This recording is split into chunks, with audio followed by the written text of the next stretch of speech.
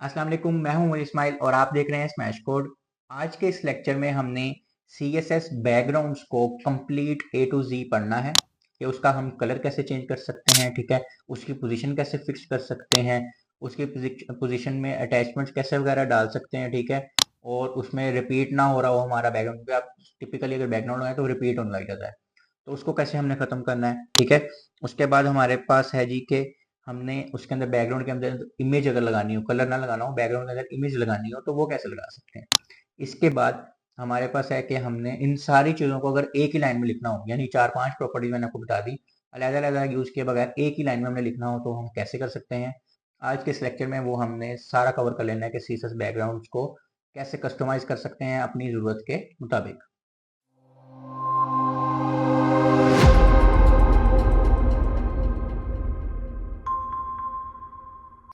The CSS background property are used to define the background effect for the elements.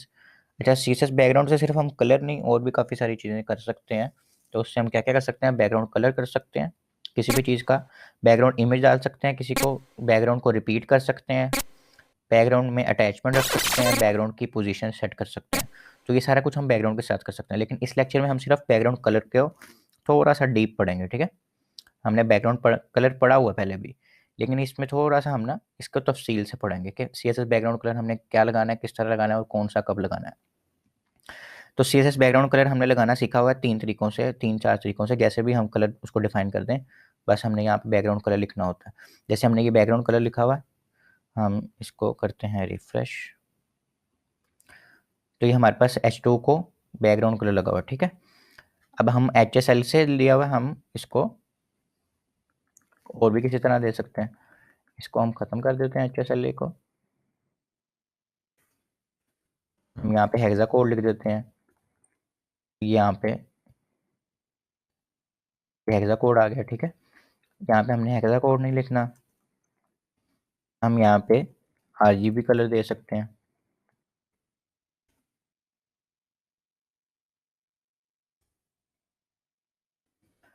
हमने RGB colour एक दे दिया। ये hash हमने यहाँ से ख़त्म करना है, हैश हमारे पास सिर्फ हेक्सा कोड के लिए यूज़ होगी, ठीक है।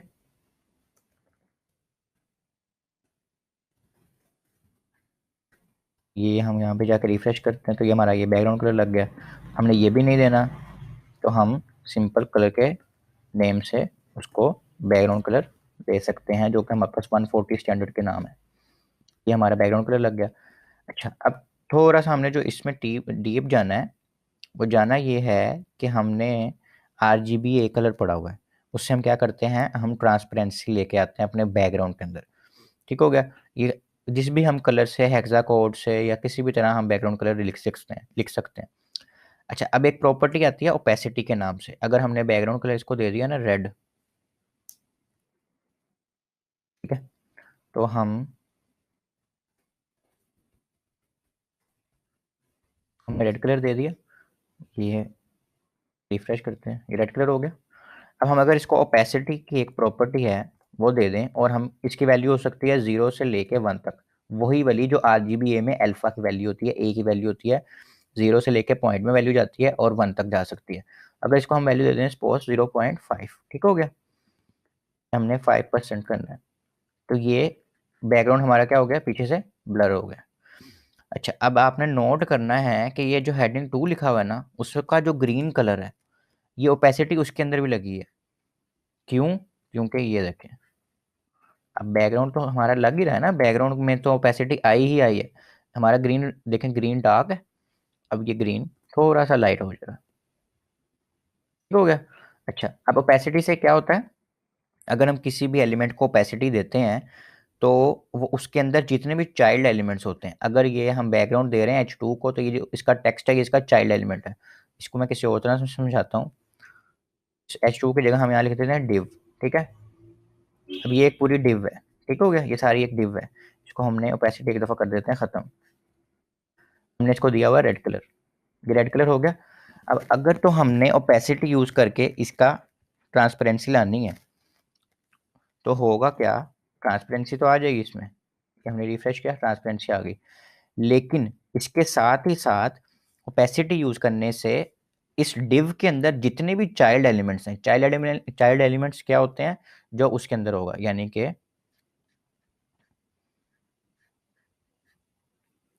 ये हमारी है H2 की हेडिंग, ठीक है। ये किसके अंदर है, इस div के अंदर है।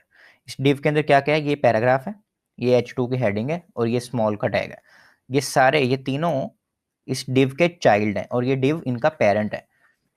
तो इस ओपेसिटी से ये होता है कि जितने भी उसके अंदर चाइल्ड एलिमेंट्स होते हैं ना, इस टैग के अंदर जितने भी चाइल्ड एलिमेंट्स होते हैं, और अगर उसके अंदर कुछ भी नहीं, सिर्फ टेक्स्ट लिखा हुआ है ना, तो जो टेक्स्ट है ना, वो भी उसका चाइल्ड एलिमेंट होता है।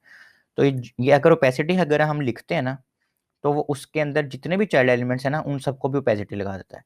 अब अगर आपको इसकी फ़र्क की समझ नहीं ना आ रही, तो इसका हम अगर हमने उसके चाइल्ड एलिमेंट्स में ओपेसिटी नहीं लगानी, और हम चाहते हैं सिर्फ और सिर्फ उस डिव को ओपेसिटी लगे, यानी कि उसको जो बैकग्राउंड कलर हमने दिया हुआ है सिर्फ उसको हमने ओपेसिटी लगानी है, हमने सारी चीज़ों को ओपेसिटी नहीं लगानी, तब हमने जाके रेड को यूज़ करना है आरजीबी कलर के अंदर, ठीक है। अब हमें नहीं पता आरजीबी कलर क्या होता है रेड का, तो हम यहाँ से सर्च कर सकते हैं आरजीबी, आरजीबी बल्कि sorry, RGB colour of red. जो चीज़ नहीं पता आप गूगल कर सकते हैं, कोई इतना इशू नहीं होता। वैसे तो ये हमें पता होना चाहिए, क्योंकि इसकी 3 वैल्यूज़ होती हैं, रेड, ग्रीन और ब्लू। अगर हम रेड वाली पूरी कर देंगे और बाकी 0 0 कर देंगे, तो रेड कलर हो जाएगा।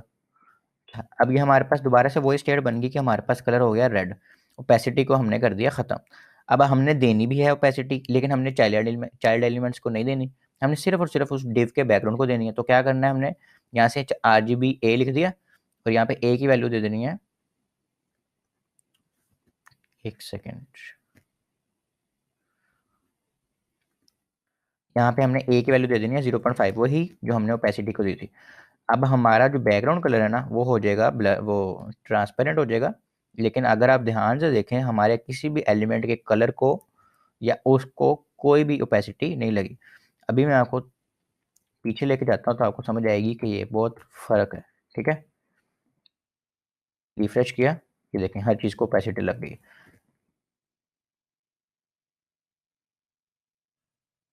अब रिफ्रेश किया, अब सिर्फ बैकग्राउंड को ओपेसिटी लगी है, बैकग्राउंड देखें वही है, लेकिन बाकी सारी चीज़ें हमारी हाईलाइटेड हो गई हैं जैसे वो नॉर्मल थी। तो बैकग्राउंड कलर में हमने आज पढ़ा है कि बैकग्राउंड कलर हम लगा सकते हैं किसी भी तरीके से, हेक्सा कोड से, उसके स्टैंडर्ड नाम से, या फिर आरजीबी से, या आरजीबी ए से, या एचएसएल से, या एचएसएल ए से। लेकिन अगर हमने बैकग्राउंड को ट्रांसपेरेंट करना है, और तो हमने क्या करना है, आरजीबी यूज़ करना है। लेकिन अगर हमने ट्रांसपेरेंट करना है उस पूरे एलिमेंट के अंदर सारे चाइल्ड एलिमेंट्स को भी, तो हम यहाँ पे क्या यूज़ करेंगे, ओपेसिटी। तो आज हमने 2 प्रॉपर्टीज पढ़ ली, एक तो हमने पहले से पढ़ी हुई थी, और एक आज हमने पढ़ ली ओपेसिटी की। तो आज के लेक्चर में हमने सिर्फ ये पढ़ा है कि बैकग्राउंड कलर क्या होता है, और हम बैकग्राउंड में क्या क्या चीज़ें दे सकते हैं, वो हम अलग-अलग एक एक लेक्चर में सारा कुछ पढ़ेंगे कि हम एक बैकग्राउंड में किसी भी एलिमेंट को क्या क्या चीज़ दे सकते हैं। सिर्फ कलर नहीं दे सकते, और भी बहुत कुछ दे सकते हैं। तो वो हम एक एक करके सारे टॉपिक पढ़ेंगे। और हमने ओपेसिटी से पढ़ा है कि ओपेसिटी से क्या होता है, उस डिव के या उस H2 के या जो भी एलिमेंट होगा, उसको हम स्टाइल दे सकते हैं, क्या ट्रांसपेरेंट हो जाएगा, और वो सारे चाइल्ड उसके उसके अंदर जो भी चीज़ें होंगी वो ट्रांसपेरेंट हो जाएगी। मैं ये पेरेंट और चाइल्ड का थोड़ा सा दोबारा बता देता हूँ। अगर ये एक टैग है H2 का, तो H2 के अंदर जो भी चीज़ है ना, वो उसकी चाइल्ड है। यानी अगर ये टेक्स्ट है, तो उसका ये टेक्स्ट चाइल्ड है। इस डिव के अंदर जो भी चीज़ें हैं, वो उसकी चाइल्ड है। यानी कि ये पैराग्राफ, ये H2, ये स्मॉल का टैग, और सिबलिंग्स का मतलब होता है बहन भाई। ये जो 3 आपस में है ना, स्मॉल H2 और P, ये तीनों आपस में सिबलिंग्स हैं, ठीक है, बहन भाई हैं। तो ये थोड़ा सा आपका कॉन्सेप्ट भी हो जाएगा थोड़ा सा कि सिबलिंग्स और पेरेंट पेरेंट और चाइल्ड क्या होता है, ठीक है। आज के इस लेक्चर में हमने CSS की एक नई प्रॉपर्टी पढ़नी है जिसका नाम है बैकग्राउंड इमेज। किसी भी चीज़ के बैकग्राउंड पे हम कोई भी इमेज लगा सकते हैं। अच्छा, वो किस तरह लगानी है हम देख लेते हैं। अब जैसे हमने सपोज इस नैव के ऊपर एक इमेज लगानी है, ठीक हो गया। नैव को हम बल्कि नैव पे नहीं, किसी डिव पे लगा कर देख लेते हैं ताकि थोड़ा सही से समझ आएगी हमें। हमने अगर कोई डिव रखी हो अभी, चलें उसी डिव पे लगा लेते हैं जिस पे हमने लास्ट लेक्चर में ये सारा एक्सपेरिमेंट किया था। इस पे हमने बैकग्राउंड कलर जो लगाया हुआ है, एक दफ़ा इसको कर देते हैं हम कमिट, ओपेसिटी को भी कमिट कर देते हैं, कलर हमने ग्रीन ही ठीक है। अच्छा, अब हमने यहाँ लिखना है BACK बैकग्राउंड इमेज कोलन। अच्छा, अब यहाँ तक लिख लिया। उसके बाद हमने लिखना है URL का मतलब होता है वो एड्रेस जहाँ पे वो इमेज पड़ी हुई है। इसके बाद हमने लगानी है ब्रैकेट्स, ब्रैकेट्स के बाद हमने लगाना है कोटेशन, शिफ्ट दबा के कोटेशन मार्क्स लगाने हैं जिसके अंदर 2 कोटेशन हमारे पास डबल कोटेशन आ रही होगी। अच्छी प्रैक्टिस यही है कि हम डबल कोटेशन लगाएं, सिंगल कोटेशन से भी काम हो जाएगा, लेकिन अच्छी प्रैक्टिस यही है कि डबल कोटेशन लगाएं। अच्छा, यहाँ तक तो हो गया, दोबारा से रिपीट कर लेते हैं। पहले हमने लिखना है बैकग्राउंड, कलर लिखते हैं तो वहाँ की जगह लिख देना है इमेज, उसके बाद कोलन और उसके बाद URL, उसके बाद पैरेंथेसिस यानी कि स्मॉल ब्रैकेट्स, उसके अंदर हमने लगाने कोटेशंस, डबल कोटेशंस, और उसके अंदर अब हमने बताना है कि भाई हमारी इमेज कहाँ पड़ी हुई है जो हमने इस डिव के बैकग्राउंड पे लगानी। तो हम इस वक्त खड़े हुए हैं HTML की फाइल के अंदर। HTML की फाइल हमारी कहाँ है, ये इंडेक्स वाली फाइल है, ठीक हो गया। और ये एसेट का साथ ही फोल्डर पड़ा हुआ है, यानी हमें फोल्डर से बाहर नहीं जाना, ना किसी के फोल्डर के अंदर जाना है। डायरेक्ट हम डॉट स्लैश लगाएंगे कि हम इसी फोल्डर में काम करने लगे हैं, और इस फोल्डर में हमारे पास एक एसेट्स नाम का एक फोल्डर है, उसके अंदर हमने जाना है। उसके अंदर हमारे पास जी ये picture2.jfif की एक्सटेंशन के साथ पड़ी हुई है, इसको हमने यूज करना है। अब हम जाके रिफ्रेश करते हैं कि क्या हमारे पास इमेज आई है, इसको करते हैं हम रिफ्रेश और हमारे पास इमेज नहीं आई।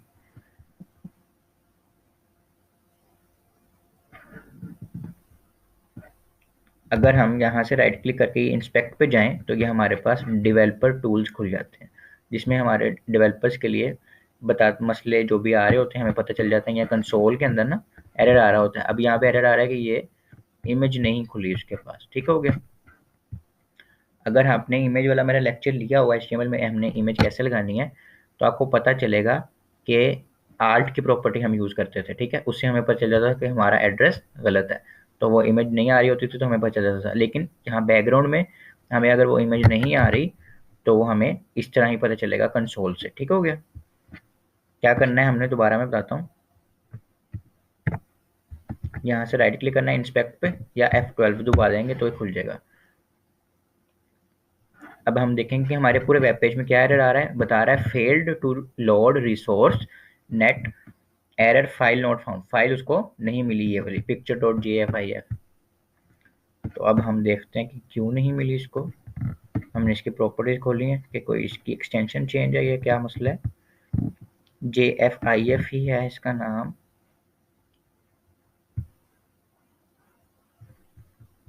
यहाँ हम पिक्चर 1 यूज करके देखते हैं वो यूज हो रही है कि नहीं। अच्छा, मसला कोई भी नहीं था, हमारा URL सही है सारा कुछ। यहाँ अगर हम देखें तो यहाँ पे हमारे पास रेड लाइन बनी हुई आ रही है, ठीक हो गया। वो रेड लाइन क्यों आ रही है, थोड़ा सा सोचें। हम अभी एक एरर कर रहे हैं जो कि हम भूल गए हैं लगाना। हमने एक प्रॉपर्टी के बाद सेमीकोलन लगाना होता है। अब ये दो चीज़ें तो हमने कमिट की हुई हैं, इसका तो मसला नहीं आ रहा, लेकिन यहाँ कलर दिया हुआ है हमने ग्रीन, ठीक हो गया। कलर हमने जो ग्रीन दिया हुआ है वो कैसे लगे, वो तभी लगेगा ना जब यहाँ पे हम सेमीकोलन देंगे कि हम बताएंगे कि भाई हमारी ये वाली प्रॉपर्टी खत्म हो गई है, अब आप नेक्स्ट लाइन पे कंपाइल करो। क्योंकि आपको मैंने बताया है कि वो लाइन बाय लाइन कोड को कंपाइल करता है।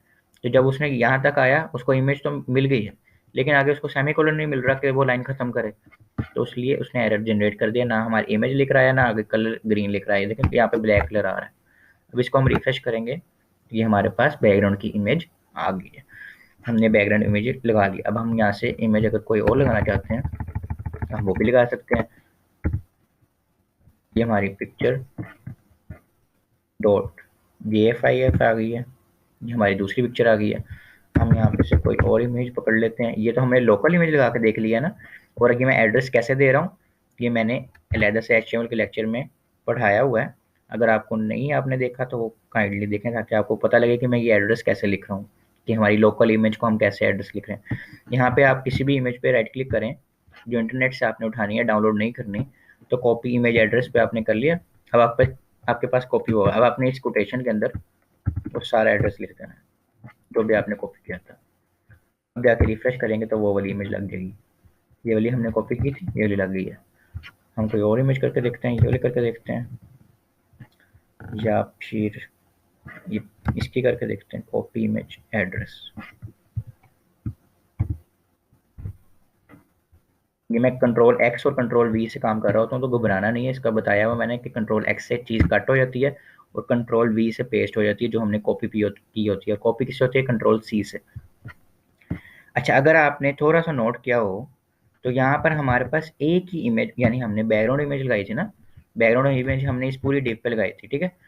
अब वहाँ पे ये 4 दफ़ा रिपीट हो रही है हमारी इमेज, 1 2 3, और यहाँ पे 4 दफ़ा शुरू हुई है, यहाँ पे बस खत्म हो गई डिव, यानी पूरी विड्थ खत्म हो गई, तो उसने आधी इमेज लाया, उसके बाद नहीं हुआ। यानी कि हमारी बैकग्राउंड की इमेज रिपीट हो रही है। अगर आपने लेक्चर के शुरू में देखा हो तो हमारे पास स्लाइड्स में लिखा हुआ था कि बैकग्राउंड रिपीट भी कोई चीज़ होती है। तो ये देखें, बैकग्राउंड रिपीट, इसका अगला जो हमारा टॉपिक होगा इंशाल्लाह नेक्स्ट लेक्चर में हम इसको पढ़ेंगे डीपली कि बैकग्राउंड रिपीट का क्या मकसद है और इसका हम सही कैसे कर सकते हैं। अभी के लिए हम क्या करते हैं, अभी हम रिपीटेड इमेज ही देखेंगे कि हमारे पास हमने बैकग्राउंड यूआरएल लगाया और हमारे पास एक रिपीट हुई हुई इमेज आ रही है, यानी वो 4 दफ़ा रिपीट हुई है। यानी जैसे वो रिपीट खत्म हुई इमेज, उसके बाद अगली दफ़ा दोबारा से वो शुरू होगी, फिर खत्म हुई, फिर दोबारा से शुरू होगी। तो इस तरह हमने ये किया, ठीक हो गया। अब इसको हमने सेट कैसे करना है वो हम अगले लेक्चर में देखेंगे, जब हम पढ़ेंगे बैकग्राउंड रिपीट की प्रॉपर्टी।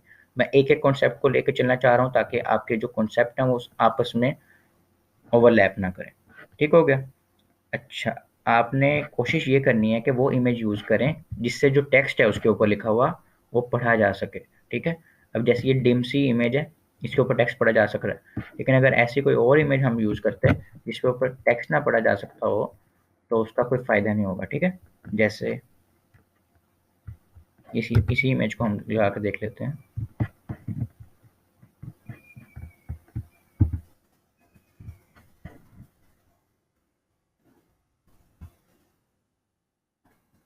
एड्रेस गलत हो गया,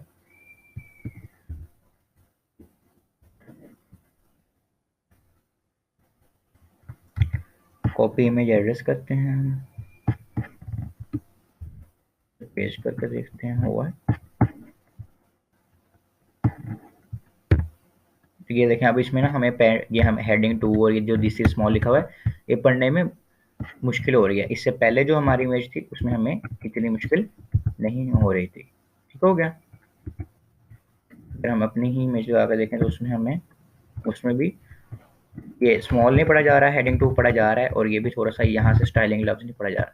तो कोशिश करनी है वो इमेज सेलेक्ट करनी है, अगर तो क्लाइंट इमेज नहीं दे रहा आपने खुद सेलेक्ट करनी है, तो आपने वो इमेज सेलेक्ट करनी है जिसपे आपको सारा कुछ सही से नज़र आ रहा हो। उसके अलावा ये है कि आप ये जो बैकग्राउंड इमेज है ये ज़रूरी नहीं है किसी डिव को लगनी है, या आप किसी पैराग्राफ तक को लगा सकते हैं। अगर हम पैराग्राफ को लगाना चाहें तो वो भी लग जाएगी।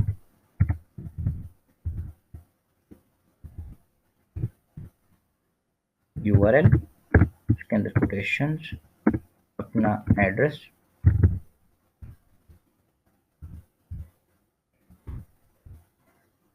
और उसके अंदर हमने इमेज बता देनी है उनको, तो वो हमारी इमेज लगा देंगे। अब अगर आप ध्यान से देखें तो इसको पैराग्राफ को अलहदा से में लग गया, हम सारे अपने पैराग्राफ देखते हैं, इन सब को अलहदा से पैराग्राफ हैं सिर्फ। ये अगर हम स्टाइल हटा दें, क्योंकि वो डिव नहीं है, आपको मैं इसलिए बता रहा हूँ ताकि आपको पता चले कि ये अलहदा से हुआ है। देखें अब इस पर कोई नहीं लगी हुई। अब हम इस पैराग्राफ वाले को कमेंट आउट करते हैं, तो अब इन सारे पैराग्राफ्स को, हमारी पी से पैराग्राफ होते हैं, तो एक बैकग्राउंड इमेज लग गई। यानी कि हम एक एक चीज़ को अलहदा अलहदा लगा सकते हैं बैकग्राउंड इमेज, जैसे बैकग्राउंड कलर लगा सकते हैं वैसे बैकग्राउंड इमेज लगा सकते हैं। अगर हम इसको कमेंट कर दें, इसको H2 कर देते हैं बल्कि, तो इस P को करते हैं स्मॉल, स्मॉल का टैग हमने लिखा हुआ ना एक सबसे शुरू में, दोनों को लहदा इमेज एक बैकग्राउंड पे लग जाएगी। ये देखें, इस पे स्मॉल का टैग इतना ही था, उस पर इतना ही बैकग्राउंड लग गया, और ये हेडिंग का टैग इतना पूरा था तो उस पर रिपीटेड इमेज लग गई है, ठीक हो गया। तो आज के इस 11वें लेक्चर में हम CSS के बैकग्राउंड रिपीट की प्रॉपर्टी पढ़ेंगे, जिसके अंदर हम देखेंगे कि जैसे हमारा पिछला कोड जो है, एक सेकंड में रिफ़्रेश कर दूं उसको, तो हमारा इस तरह का कोड था, हमने ये बैकग्राउंड पे इमेज वगैरह लगाई थी। तो इसको मैं थोड़ा सा चेंज करूँगा, ये मैंने स्मॉल पे जो इमेज लगाई थी वो बॉडी पे लगाने लगा हूँ। ताकि आपको क्लियर समझ आए कि ये रिपीट हो रहा है बैकग्राउंड।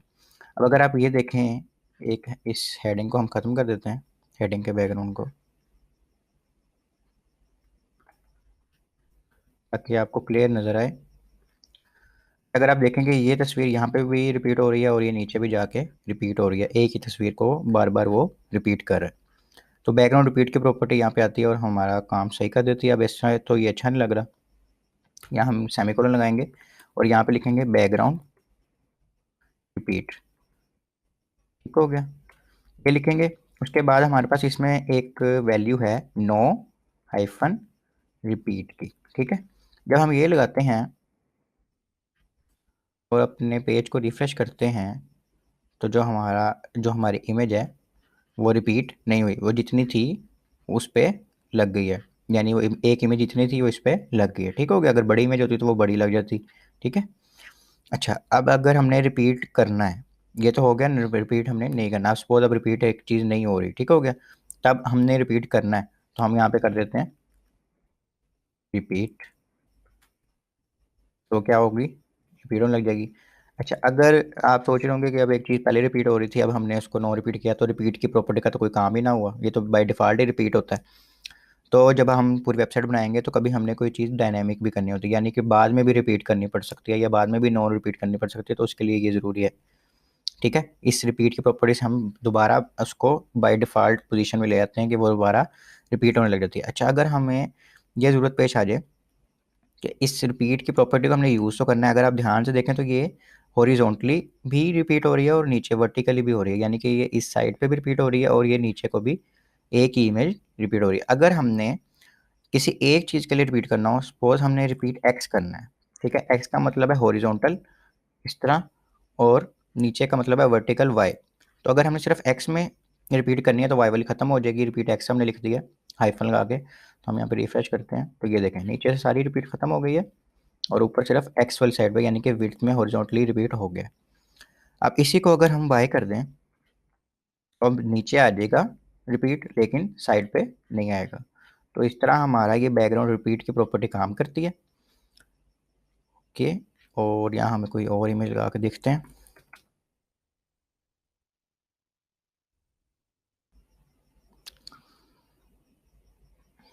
हम ये इमेज लगा के देखते हैं इस पर, कॉपी इमेज एड्रेस, और हम इसको इसके अंदर लिख देते हैं। जाके हम करते हैं रिफ्रेश और हम इसकी रिपीट वाली प्रॉपर्टी एक दफ़ा ख़त्म करके देखते हैं कि कहाँ तक आ रही है। तो ये हमारी वैसे ही जैसे वो हो रही थी, इसको भी उसी तरह बैकग्राउंड लग रहा है पूरे पेज को। और अगर हमने इसको रिपीट नहीं करना तो हम यहाँ पे लिख देंगे नो रिपीट।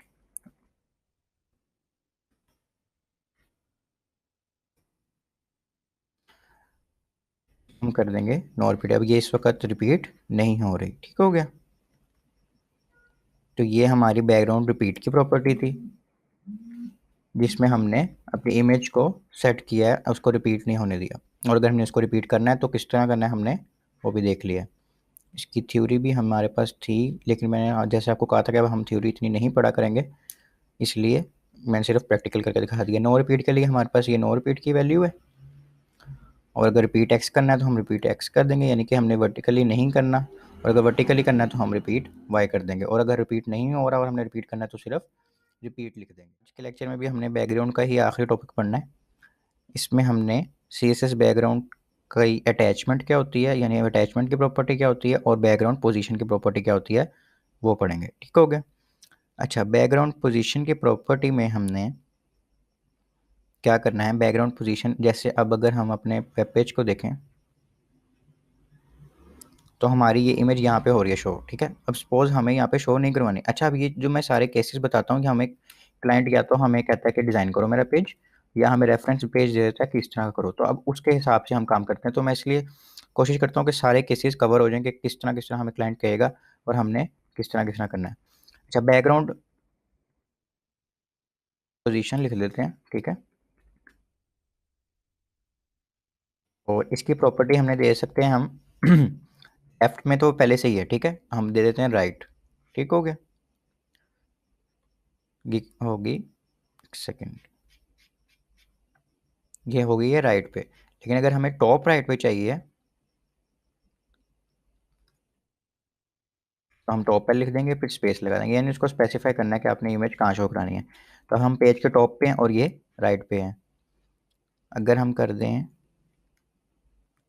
टॉप लेफ्ट, जैसे कि वो बाय डिफ़ॉल्ट लेफ्ट पे ही थी, ये लेफ्ट पे आ गई है, ठीक है। तो इस तरह हम अपनी बैकग्राउंड की पोजीशन पे जो हम चेंज कर सकते हैं, ठीक है, यानी कि उसको हमने जो इमेज दी हुई है बैकग्राउंड पे, हम उसको चेंज कर सकते हैं। तो उसके बाद हमें जब पोजीशन दे दी है, अच्छा अब हम जैसे पिछले लेक्चर में हम कर रहे थे, इसको हम कर देते हैं रिपीट, ठीक हो गया। और इस पोजीशन को हम एक दफ़ा कर देते हैं कमिट। हम देखते हैं बैकग्राउंड अटैचमेंट क्या करता है। एक दफ़ा वेब पेज को देख लेते हैं।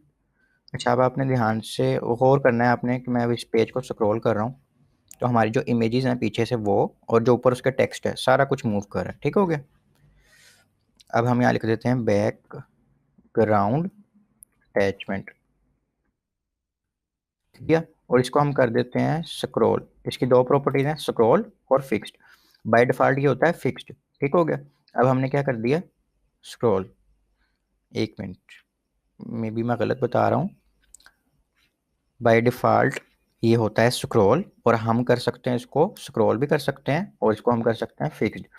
यानी अब बैकग्राउंड इमेज क्या होती है मैं थोड़ा सा समझाता हूँ। बैकग्राउंड अटैचमेंट का मतलब ये है कि जो भी चीज़ आपके बैकग्राउंड पे लगी हुई है, उसको ये जाहिर कर रहा है कि ये बैकग्राउंड अटैचमेंट है। वो इमेज भी हो सकती है, वो कलर भी हो सकता है, कोई भी चीज़ हो सकती है।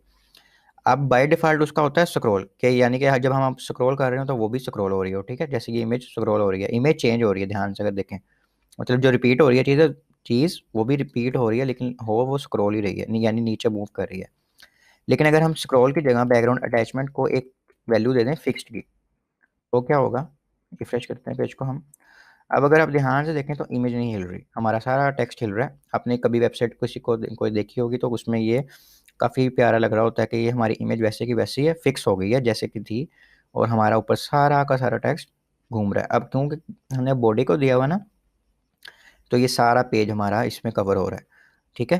तो ये बैकग्राउंड अटैचमेंट का काम था कि वो इसको फिक्स भी कर सकते हैं और इसको हम स्क्रॉल भी कर सकते हैं, ठीक हो गया।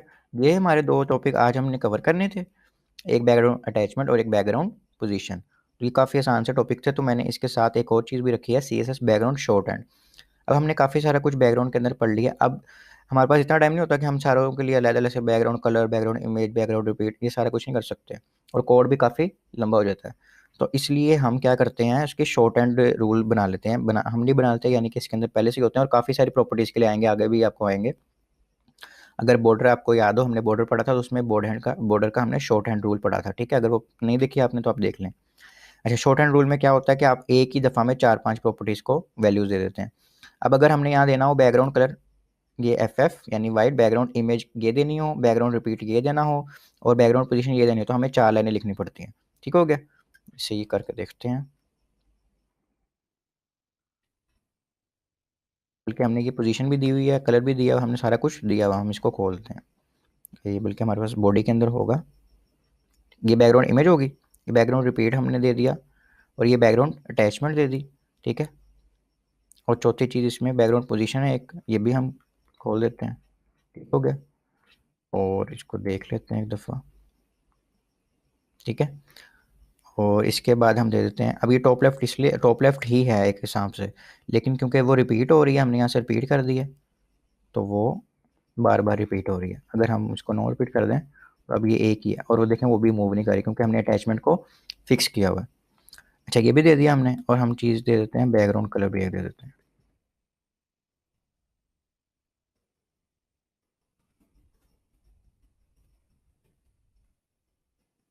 ये हमने बैकग्राउंड कलर दे दिया इसको रेड, तो ये बैकग्राउंड कलर भी आ गया, और वो भी मूव नहीं कर रहा, ऊपर से टेक्स्ट मूव कर रहा है। अब या तो हम ये 5 लाइनें लिखें, या हम सिर्फ एक लाइन लिख दें, और उसमें बैकग्राउंड को बस स्पेसिफाई नहीं करना, सिर्फ बैकग्राउंड लिखना है, ठीक है।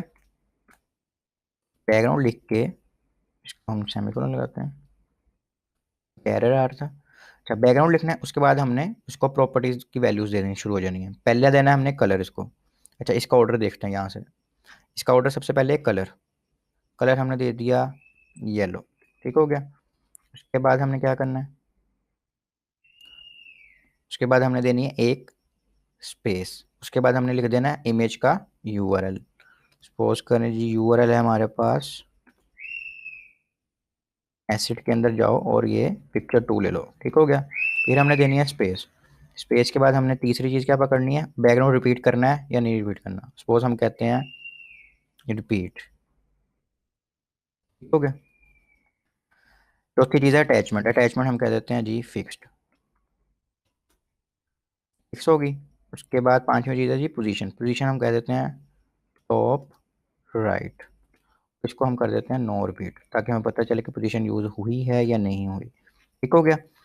अच्छा, एक तो ये हम चला ट्राई करके देखते हैं ना कि चला कि नहीं चला। अभी हमारे पास ये ऊपर वाली पांचों चीज़ें चल रही हैं, इसको हम कर देते हैं कमिट और हम देखते हैं हमारा कोड चलता है। ये सारा कुछ नीचे जो हमने एक ही लाइन में पांचों चीज़ें लिखी हैं, हमने रिफ्रेश किया, येलो चल गया, बैकग्राउंड रिपीट नहीं हो रहा, हमारी पोजीशन चल रही है और फिक्स वाला काम भी हो गया। ठीक हो गया। अब एक और चीज़ आपको बताता हूँ कि ये हमें, अगर हमने सपोज इसमें से रिपीट वाली चीज़ करनी नहीं थी, हमारा नहीं दिल, हमने नहीं करना रिपीट, ठीक है, या रिपीट भी नहीं करना है, मतलब हमें पता है हमने जो बाय डिफ़ॉल्ट चीज़ है वही यूज़ करनी है, रिपीट करना है इसको, ठीक है, तो हम वहाँ पे अगर वो चीज़ छोड़ देंगे, यानी कि पहला हमने लिखा कलर, ठीक है, अब सपोज करें हमने कलर देना ही नहीं था, हमने डायरेक्ट देना था इसको सिर्फ इमेज का यूआरएल, उसके बाद अटैचमेंट देनी थी और उसके बाद पोजीशन देनी थी। तो हमने क्या करना है, जो चीज़ देनी है वो लिख देनी है, ठीक है, कलर देखें ख़त्म हो गया। जो चीज़ देनी है वो हमने लिख देनी है और जो चीज़ नहीं देनी हमने वो हमने छोड़ देनी है। यानी कि आपने फ्लो यही रखना है, सबसे पहले कलर, फिर इमेज, फिर रिपीट करना है या नहीं करना, फिर अटैचमेंट, फिर पोजीशन। लेकिन अगर आपको इसमें से कोई चीज़ नहीं चाहिए आपके शॉर्ट हैंड रूल में, तो आप सिंपल उसको छोड़ दें और उससे अगली चीज़ जो भी है वो लिख लें। अगर उससे अगली चीज़ भी नहीं देनी, सपोज हमने ये फिक्स भी नहीं देना, तो हम इसको भी छोड़ सकते हैं। सपोज हम वहाँ पर नो रिपीट लिख देते हैं ताकि हमें पता चले।